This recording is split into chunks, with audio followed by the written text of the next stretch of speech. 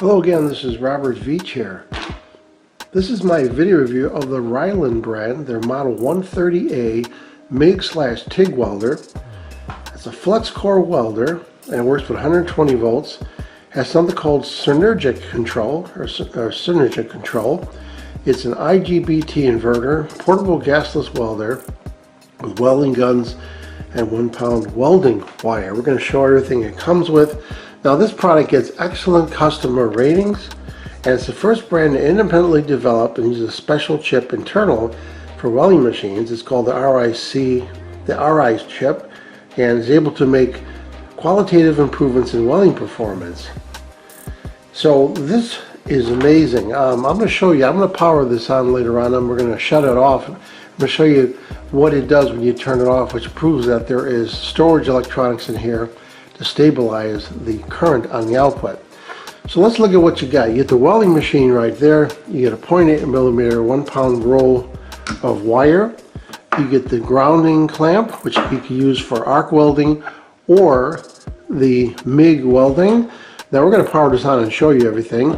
And there is the included arc welding connection. So you can plug that in there and bypass using the MIG welder. And you can see it has a little hook right there and a feed control, and then this comes off right here and you can see the tip right there. They do include 2 additional tips, which is really nice, and they include a brush to remove some of the slag on your welds, and they have a nice quick start guide and a nicely written full instruction manual showing you how to use it. And I noticed looking through the manual that they do provide a technical diagram of the electrical wiring of this welder. So here I have it powered. I just have a simple 120 volts, and it comes with a nice generous long cord. I like that.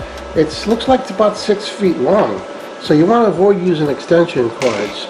So you hear the fan coming on, and you have instant cooling going on based on need.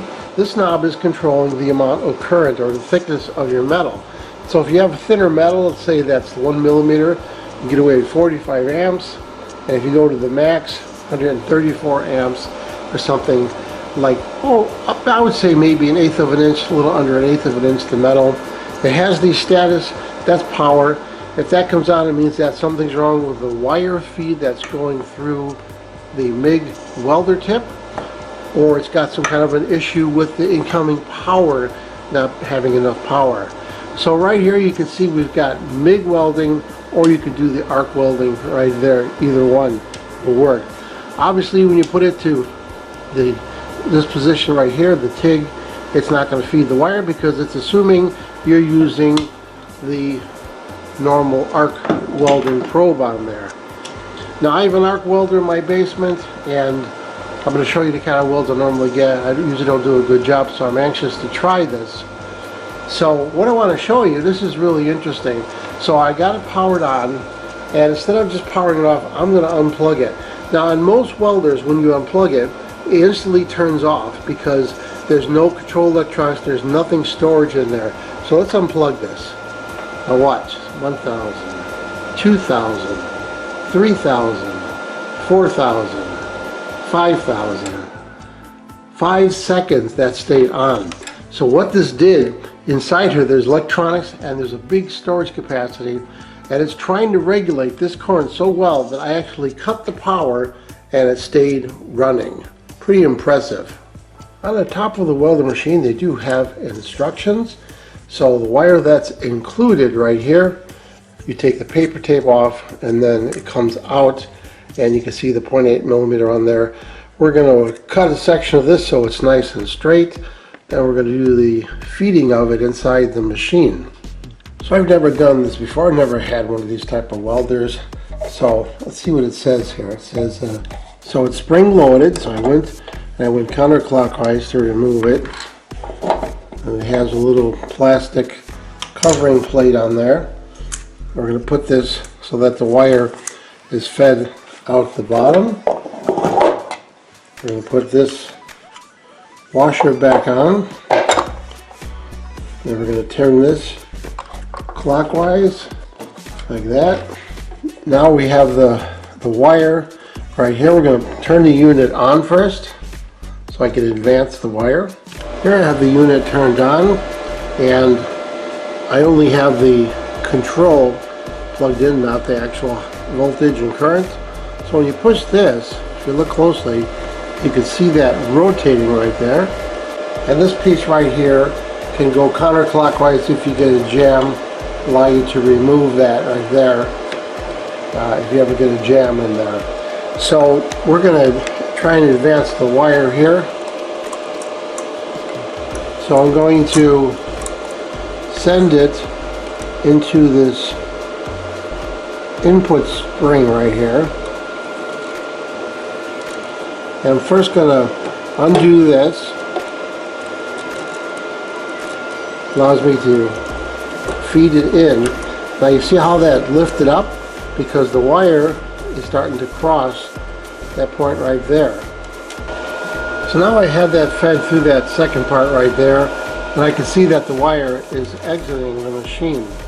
So I'm going to turn the machine off, and I'm going to manually feed that through with the actual probe connected until it appears on the output of the probe right there.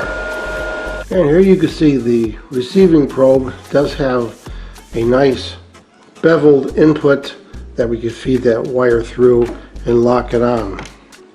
So I started to feed the wire through about a foot, and I put this in place, and you turn it clockwise, and that's what locks it in place. And then the feed wire you just put in until it lines up and goes in, then you tighten the knurled plastic screw right there.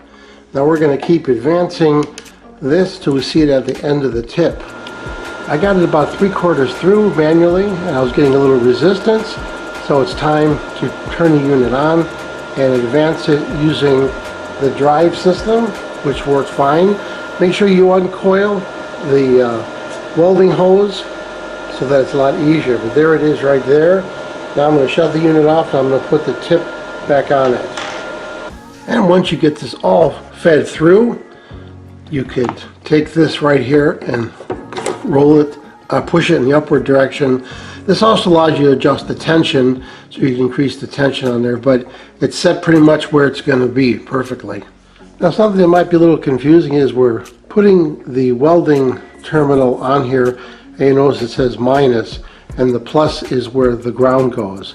It's a little bit different than you think, but they're describing the way the current flows, because it really goes from the minus to the plus.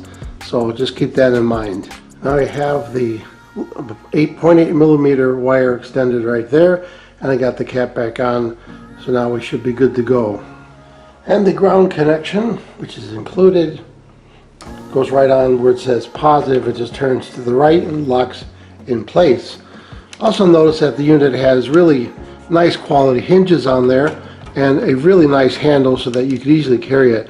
And I'm so impressed with how small this unit is and lightweight. And the top cover has a nice snap to hold it in place so it stays closed during operation. So what I'm going to be welding is this plate.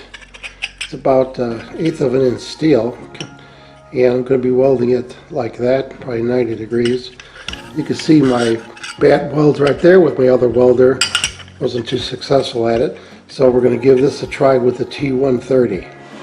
So here I'm in my basement shop, and you always want to have good lighting, so I have some top lighting, LED lighting on there, and I got a good ground system using the ground of the 130T, and I'm using some magnetic holders, and that's the area there that I'm going to be welding. I might just do some tack welding first just to make sure that it stays in place. So after testing, what do I think about the RILAND brand, their model 130A MIG TIG Welder?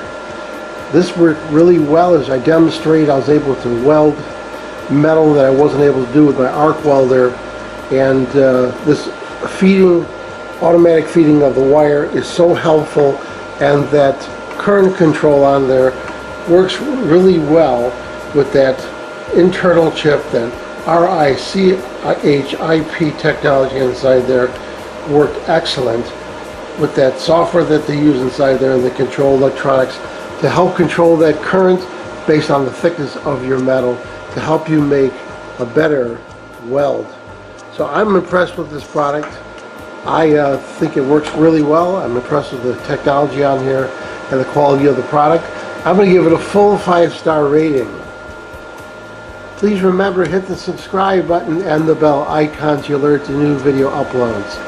And if you thought this review was helpful, please hit the like button. There'll be an ordering link in the information section of this video review. Please use that link when you order this product to help support this channel. I hope this video review helped you with your buying decision. Thank you for watching.